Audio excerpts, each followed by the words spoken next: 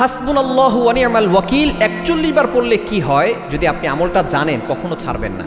এই আমলটা খুবই গুরুত্বপূর্ণ আমল এবং এই আমলটা আল্লাহ তাআলা নিজে পবিত্র কোরআনুল কারীমের ভিতরে কোট করে দিয়েছেন। আল্লাহ তাআলা নিজেই বলে দিয়েছেন 4 নম্বর পারার 11 নম্বর পৃষ্ঠার 15 নম্বর লাইন, সূরা আলে ইমরানের 173 নম্বর আয়াত, হাসবুনাল্লাহু ওয়া নি'মাল ওয়াকিল।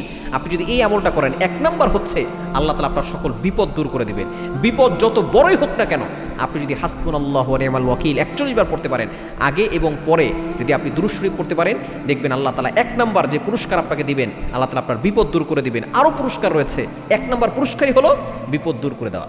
হযরত ইব্রাহিম আলাইহিস সালাম যখন কঠিন বিপদে পড়েছিলেন, নমরুদ যখন তাকে আগুনে নিক্ষেপ করেছিল, ইব্রাহিম আলাইহিস সালাম তখন বলেছিলেন হাসবুনাল্লাহু ওয়া নি'মাল ওয়াকিল, আমার আল্লাহ আমার জন্য যথেষ্ট।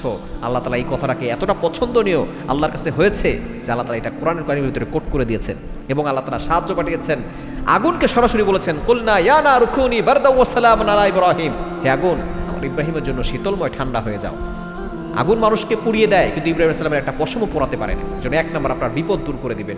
2 নম্বর হচ্ছে আপনার অভাব দূর হয়ে যাবে, আপনার জীবনে কোনো অভাব থাকবে না। 3 নম্বর আল্লাহ তাআলা আপনার কষ্ট দূর করে দিবেন। যদি আপনি জীবনে কষ্ট পেয়ে থাকেন, চিন্তিত থাকেন, আল্লাহ তাআলা আপনার কষ্ট দূর করে দিবেন।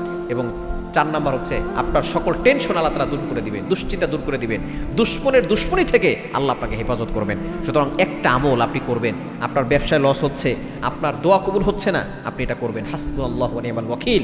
আগে পরে 3 বার দুরূদ শরীফ পড়ে নেবেন, মাঝখানে 41 বার হাসবুনাল্লাহু ওয়া নি'মাল ওয়াকিল পড়ে আল্লাহর কাছে দোয়া করবেন, দেখবেন আল্লাহ তাআলা আপনার সকল দোয়াগুলো কবুল করে নেবেন।